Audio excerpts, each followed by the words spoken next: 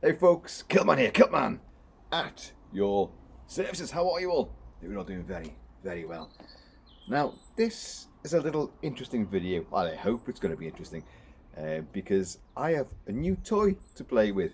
You know me, I love all my history, my collectibles, and I love knives, swords, axes. And I've done a lot of sword, knife, and axe fighting in my time. Done a lot of martial arts. But one thing I've never really taken to was archery. I was never really bothered by archery. I've fired a few arrows in my time, but usually at like Renaissance fairs and that kind of thing where you just turn up at a castle for a weekend and everyone's got all the tents and the stalls out. They're doing oldie worldy skills and all that. They're making chainmail, they're weaving, embroidering and thatch roof making and all this kind of stuff. And there's always someone with an archery sort of part to the field. Have a go on this, come on. But they tend to give you the bow with the arrow already knocked, and like they're basically doing it for you. They're standing around you, like just let it go now, go on. So you're not really getting the full hit. Now I've got mates who do archery. My good mate Tam is very well established in the archery field at the moment, and they're using a recurve bow. But I have another friend who's a much older guy, and he's a champion archer.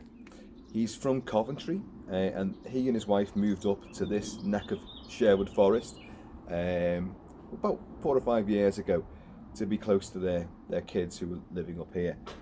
And because he's a much older guy now, and a bit of arthritis has crept in, he can't use his bows anymore. He used to make his own bows, he used to make his own arrows. This is a guy that was schooled and mentored in the... Do you mind? Look at that. Insects. Wildlife intrudes. Bugger off. Come on. Off you go. I'll put an arrow through you in a minute. He was schooled and mentored from a very early age in the skills of archery. And it's an incredible world that you're suddenly exposed to.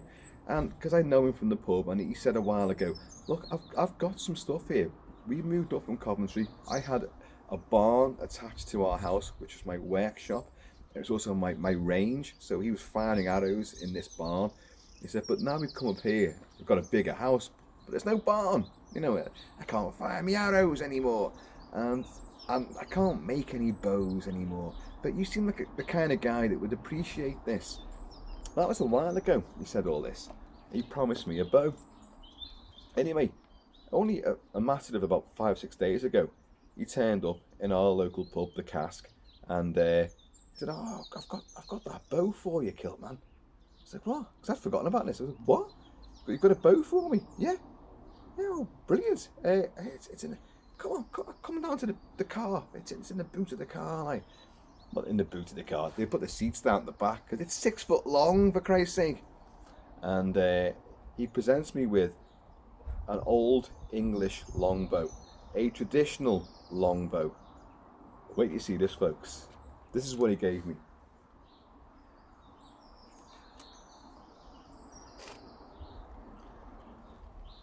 You can't even fit it on the screen. Look at that. Now, it's strung, as you can see. The string is strung. I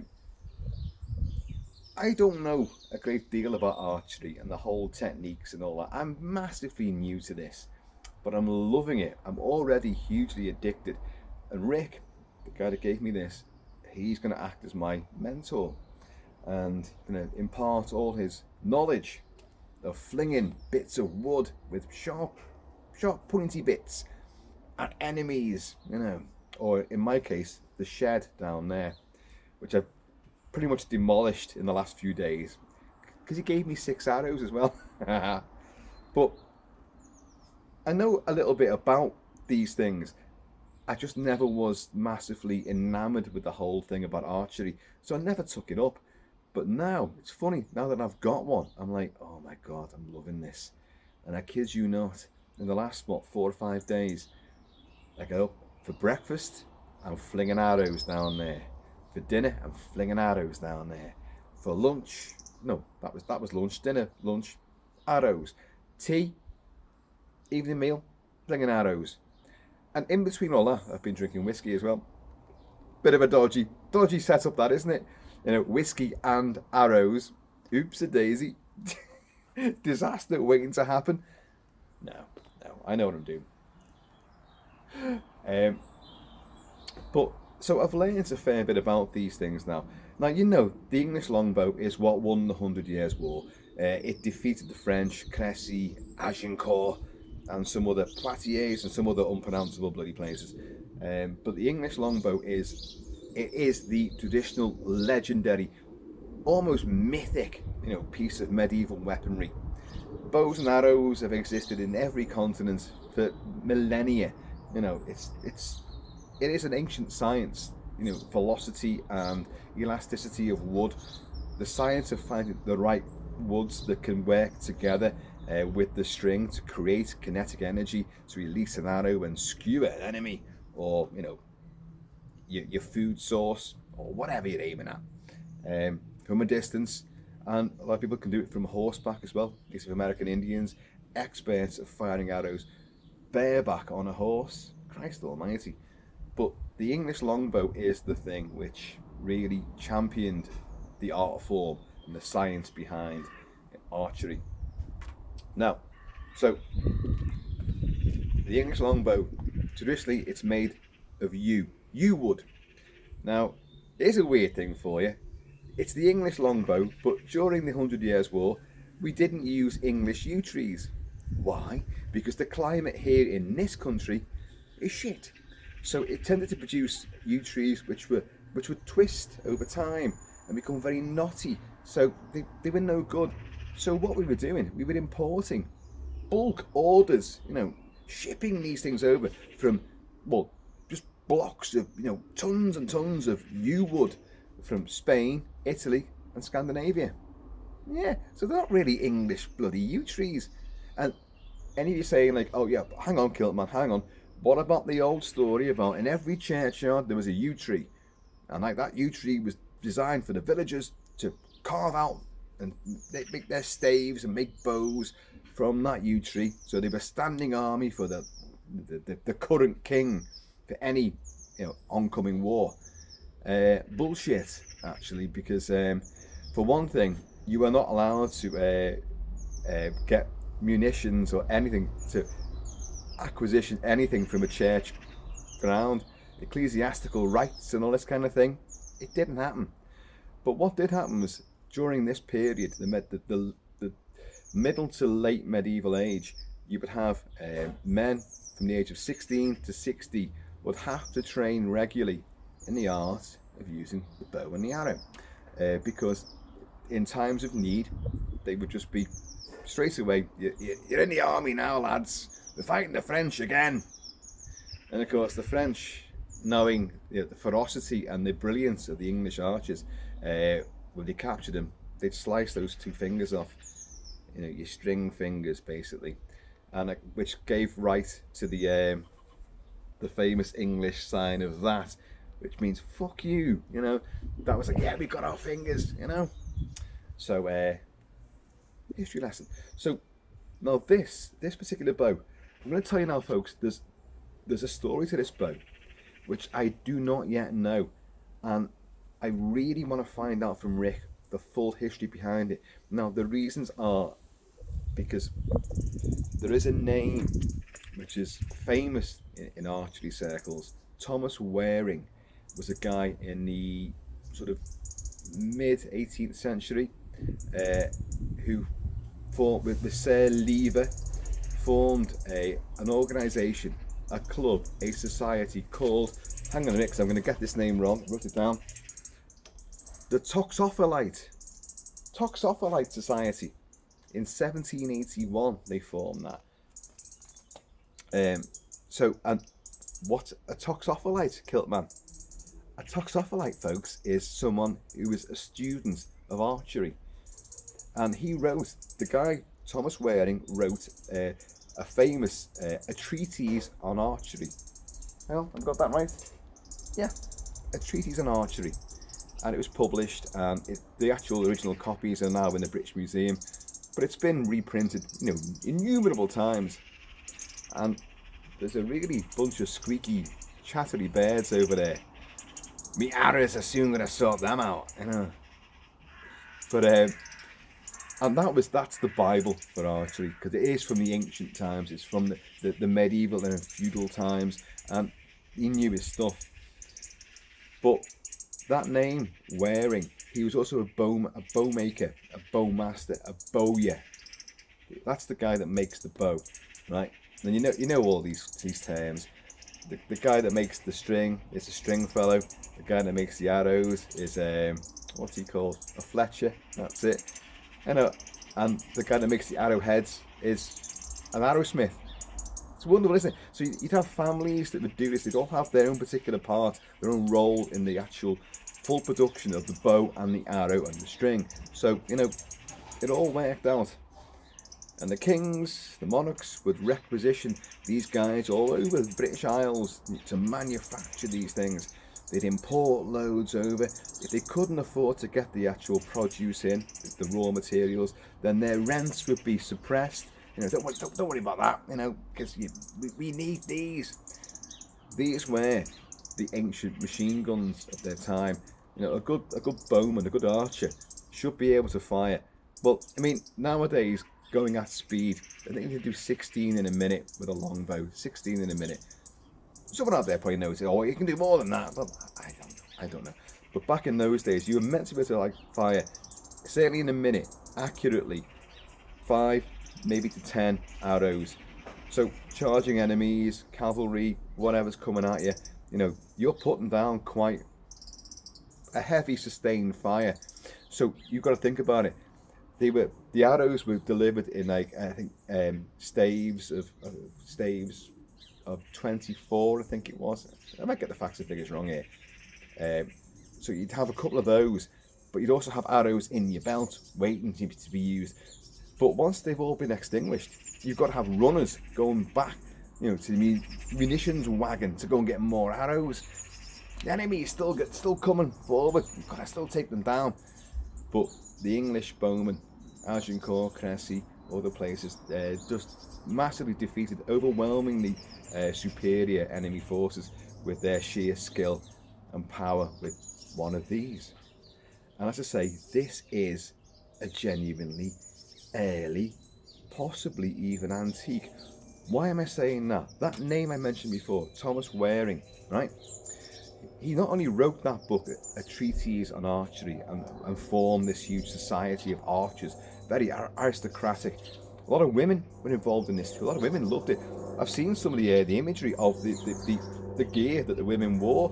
Very sexy, you know. And so you know, what an era to have lived in. But Thomas Waring was a master bowyer as well. He would make his own bows, his own arrows. Now, his family took on the trade and were manufacturing bows and arrows for, you know, since then, probably even to today. Now, the reason why I mention this and keep on mentioning it is because, where is it now? I don't know if you're going to see this in the light. I can't tell with the light here right now. But here, you've got, where is it now? There. I don't know if you can see that. Hopefully you can. I'm bringing it as close as I possibly can. You've got London burnt in there. London is a brand burnt in there. But can you see the name above? It says Waring, right? Now, you and I both know that someone has written that in there. Not in a biro. That's, you know, that's been written a long time ago. And it says Waring. Thomas Waring. So I'm like, hang on a minute. Just because someone's written that in, they may have had, you know, I don't know, several hundred of these, and then, you know, they've branded it with London because they were based in London, and then, oh god, and a bunch didn't get the brand of Waring put on it, so they've written it in, they scored it in. Could be, or it could be some charlatan who's just, oh wow, I've got this bow and I'm going to write Waring on it. There's no way on earth I think Rick has done that. There's no way on earth that I think the guy that trained and mentored Rick to learn the art of archery did that as a con job. So I want to get the full story of this. I'm not even certain that Rick would even know some of the details, but he's had this for decades, decades and decades. So I think about 7, maybe 8, he got this, and he's given it to me. That means a hell of a lot. That's something that he's learned his art with and loved and been devoted to.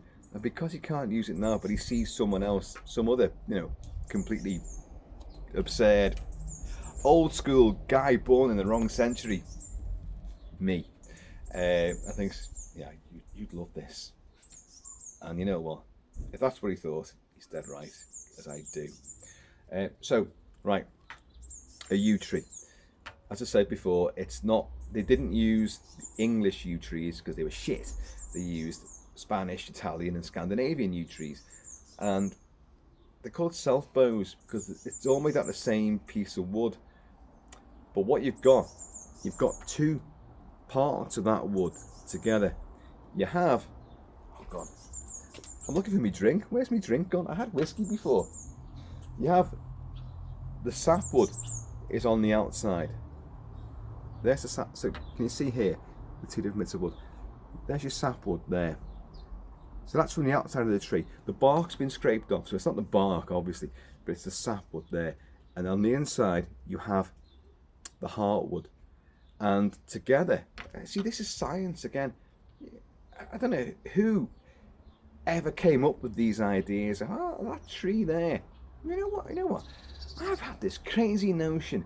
I'm going to take some of that wood from that thing growing out the ground there, and I'm going to make a weapon out of it. Yeah, I am. I'm going to put string in it, but hang on a minute. Certain woods don't work, certain woods don't bend, certain woods do bend. But the combination of the same tree and the yew tree in particular, but many other trees are used, but yew tree was the English longbow. The sapwood and the heartwood together and glued together create tension, resistance and compression. So when you put the energy into drawing the string back and putting the arrow in there and drawing the string back, you're creating an enormous amount of energy, which is why that arrow will travel, 300, 400 yards, whatever. And in particular, back in Agincourt and the certain arrowheads they use, it would penetrate bloody metal armour, steel armour. It'd go through someone's helmet, for God's sake. If you're hunting prey, it would go through the animal and come out the other side and then land in a tree 100 yards further on. That's how powerful these things were. So you've got the 2 parts, even though it's a self bow, it's the same wood that's being used. It's a self bow, and they're glued together, and they are laminated. They are protected. Beeswax is used. The human hands to warm it up to make it more flexible. You don't keep these things strung. This is strung at the moment. At the end of it, both ends of it, you have a bit of antler. Look at that. Can you see that? That's where you knock it on. So your string's knocked in there, and that's antler. It could be cattle, it could be stag. It could be a lot of different things. Like both ends, just to show you, both ends. Yeah. And that, by the way, that end that's the way to hold it up. That is the right way. Your strings, a lot of different materials were used, and they're wound and wound and wound. And then you have this element here, which is where obviously you're going to be gripping it. On this particular one, you can see that's where, when you're firing it, that is where the arrow is going to sit between those 2 little white bits there. And you can see as well on the throat, some people call it the throat of the bow, some people call it the belly of the bow. But here, which is where you're going to be holding it, that's when you're going to be holding it there, and the arrow is going to be notched on there and brought back here. A nice little hand grip, nicely stitched and embroidered and glued on. There is some other markings on this bow. There's a bit of gold, there's a bit of red attached to it somewhere. I don't know what this is here. There's some sort of adhesive around here. I'm not sure what that was, why he did that, or who did that. Gonna ask him, but Maybe there was another band that went around there. I don't know. But so that's your bow. Don't worry. I know what you're all thinking. Kilt-Man, you're talking all this shite. You can actually fire an arrow. Yeah, I will. But first of all, I'm going to show you the arrows. Now these aren't old medieval arrows. But these are genuine traditional arrows. Now these are, I wrote this down, these are 27-inch arrows. By the way, that bow is 6 foot. When you unstring it, take the string off it, and it stands up, it's 6 foot. It's taller than me. But then again, there's not many things that aren't taller than me. But these arrows now, I don't know how old these are, and I don't really know. I mean, these are just like bullet-tipped arrows. They're ballistic, aren't they? You know, those arrows there. Not particularly sharpened. Don't need to be. I already know they penetrate good, strong wood to quite a depth as well. So your Fletcher would make these. Yeah, your Arrowsmith would do all of these, and you've got your flights here. Now, your feathers on. Back in the old days, back in the medieval and feudal times, there would be goose and swan feathers, mainly goose. So everyone who had, you know, the farms, gooses, every single goose had to supply about 10, 20 feathers. The rest were okay, but they had to get all these in, like for these stocks, you know. And these would be on the older ones, because the flights would be much more embellished. These are very small, as you can see. They'd be huge things, like, and they'd be glued on and then twined around as well to keep them on.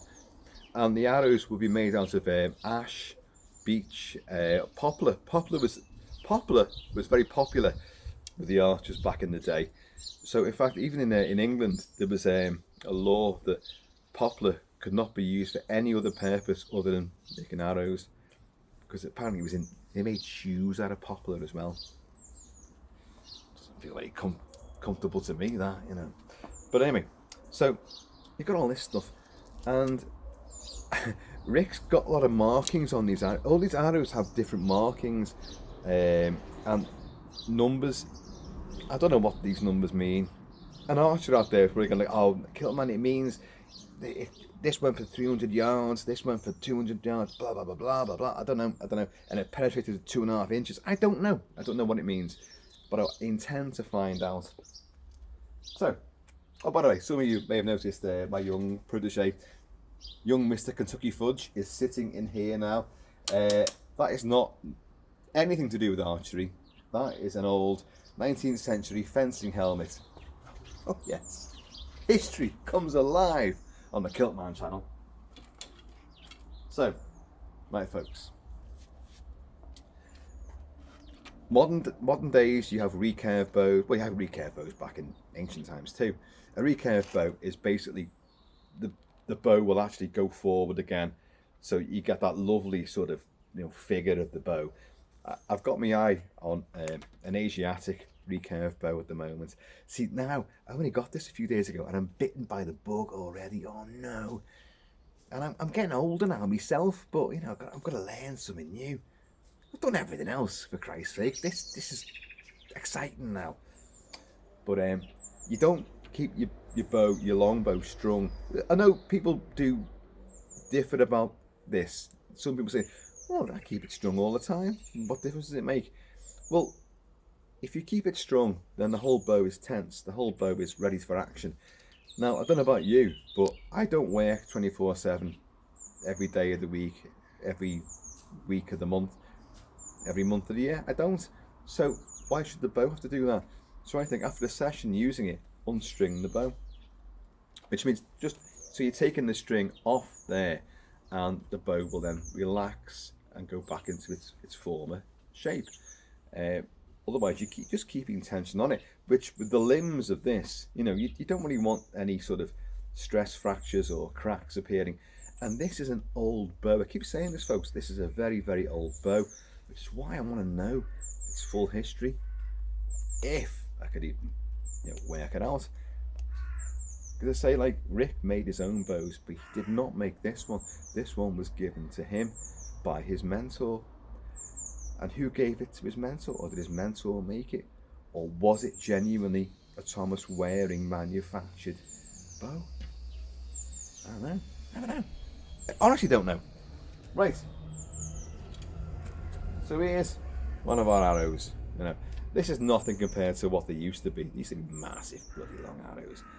You would have longer arrows and shorter arrows. The shorter arrows with a much bigger sort of arrowhead would be penetrating armor, going through helmets. But the long distance ones, raining down, you know, they would be a longer arrow, a longer, slimmer arrow, I presume, with a different shaped arrowhead. The bodkin was the one arrowhead which they dreaded because that was the armor piercing one. Like, anyway, folks, let's let one fly. By the way, I'll probably show you in a minute. Like, but I'm firing. This is not where I fire from, but for the sake of the camera here, well, I've just set it up here. But normally I fire behind you, and I'm firing. I don't know how it works out in yards or feet or meters or whatever, but it's 25 paces from where I fire to where I'm aiming at there. That is, you know, it's not exactly like Agincourt distances. I'm not bringing down French, you know, infantry and cavalry. You know, I'm just hitting me shed. But I will tell you this: sometimes they stick in, sometimes they bounce out. One of these bounced out, and I was down there, and it hit the shed, and it bounced right the way back and landed behind me. And I was like, it's almost like someone had took it and thrown it back at me. It's like, how the fuck did it do that? How did it bounce back so much? But I don't understand the ballistics of arrows and impacts. I know bullets, and it's probably the same sort of thing, but you know, I don't know. These are different. They've got huge bits of wood attached to them. So I was firing into this, and I've got 6 arrows that he gave us, 6, right? And I'm pretty good. I'll be honest. I didn't think I'd be anywhere near as good as. Oh, listen to me. Oh, I'm good. I'm probably shit compared to anyone else, but I'm hitting the target. But I'm hitting in the same sort of bit all the time. And you don't aim with these. What you do with these, I am going to fire. Don't worry. I know I'm building up to it. You don't particularly aim. Because you don't keep the pressure on the string. Don't worry. I'm not going to dry fire this. Dry firing, folks, is a terrible, terrible no-no. You haven't got an arrow in this, and you pull the string back and let it go. You could kill yourself, and that ain't no word of a lie. Because what happens? I mentioned energy, kinetic energy, and all that. The energy when you pull this string back, all the energy from this bow, which is an enormous amount of energy, is transferred into the arrow, which is why the arrow flies so far and does so much damage. If you just pull the string back and go, hey, look at this, and let it go, where has that energy gone? It's gone back into the bow, and the bow might not take that. The bow can explode. A shower of wood in your eye, in your throat, you know, it can kill you. At the very least, your string will just snap. But the worst, and this goes for recurve bows, and it goes for compound bows. Compound bows, of course, metal, aluminium, plastic, all sorts of stuff. You got a washing machine attached to a fucking compound bow. You got laser sighting on a By the way, folks, compound bows, mate, they look spectacular, but it does that entire job for you. You know, a little tiny baby can pull that string back because all the gears, everything works it out for you, and makes it easy on you. Bollocks. Bollocks, I say. Says the guy who's only been firing one of these for like 4 days. But yeah, so you can go on YouTube, you can look videos of people dry firing bows, and the bow can just literally explode everywhere. And even if the archer's not hurt, they're left stunned, like, just what the hell happened there? What happened? You can also dry fire by mistake if you knock the arrow. So the arrow's not sitting perfectly in its little notch. And that's not gone right. You watch, I'm going to do this now, and this whole thing's going to explode. I freaking hope that doesn't happen. Christ almighty. I'd still put the video up as a warning to everybody. But yeah, I was firing into that shed, and I don't like that shed anyway. It's a great shed. It's a better built structure than our entire bloody Kilt mansion. It is. Far more waterproof than our house ever was. On a big concrete foundation there. It's sitting proud, sitting pretty, but it's overgrown and it's unused. Unused because it's full of spiders. I haven't been in there for a good 12, 15 years maybe. I have no intention of going in there, although I may have to, because I fired my arrows, boom, boom, boom, boom, they're all going in, and then I fired the last arrow and it disappeared. I thought, I could see, I saw it travel, I saw it hit the shed, and it vanished. What had it done? It had gone through the fucking wood. It had gone through the door of the shed, into the shed. It's probably pinned to the back of the shed right now. With spiders all like, ha ha, come on, come and get it. Come and get it, Kilt-Man. And like, I'm not going in there. It's gone through. It's fucking gone through. That's powerful, that.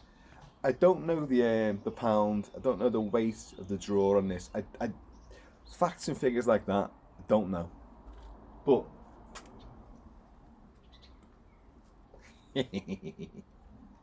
right.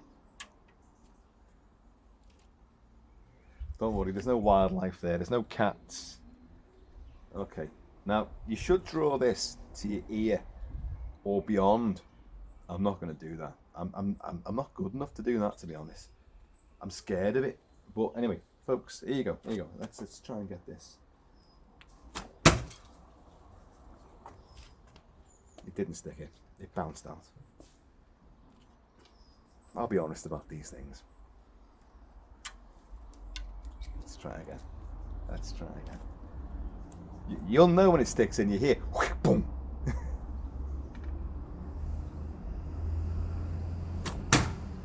Like that. Boom.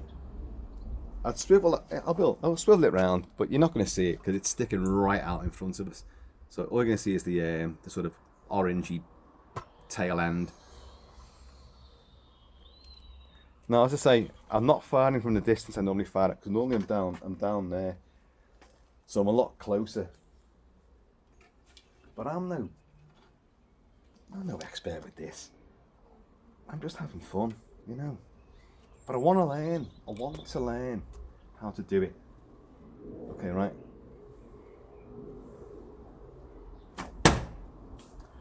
And that's bounced halfway back. I know, there's tons of archers out there going, oh, you complete dunce. I know that.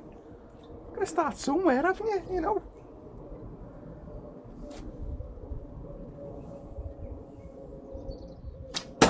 Oh, that was a good one. That was a nice one. This one, can you see? Can you see? Yeah. Some of you are already going like, don't use that one, Kilt-Man. And yet Kilt-Man will.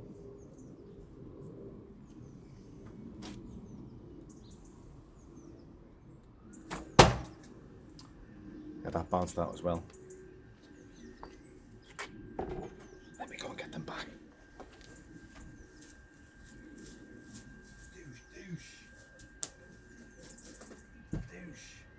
Douche.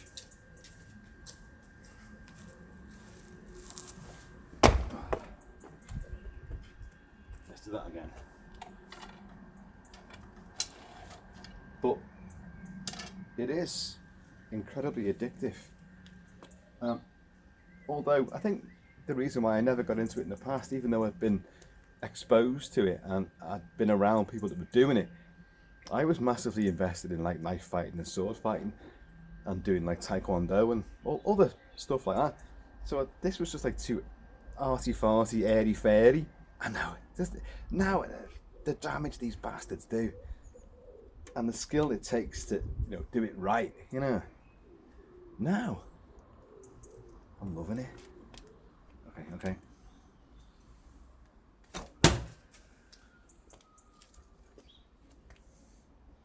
I'm not even going to say. You know when it's gone in, it goes boom. Like this.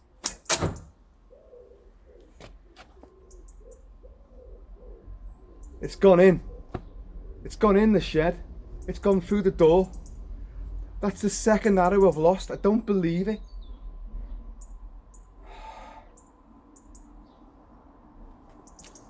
What are you looking at? Shit. I've got to go in there now, haven't I? I've got no ammunition left. Oh, what a bastard. It's going right through the wood.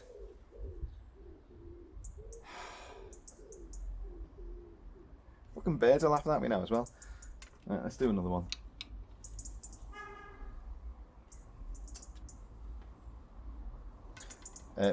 By the way, a kilt pin. You're wearing your kilt, you've got your kilt pin on. I've got like a great big sort of big huge Viking battle axe is my kilt pin. It's my favourite kilt pin. But the bowstring is actually getting caught around it. That could be quite awkward, couldn't it, you know, in battle.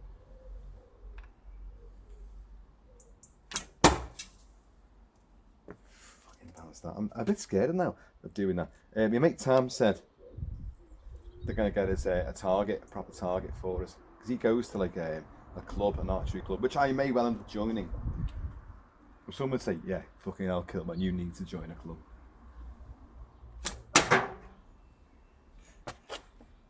That's the third arrow that's gone straight through the...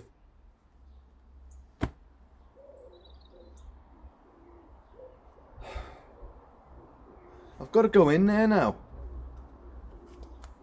I don't believe this. I do not believe it.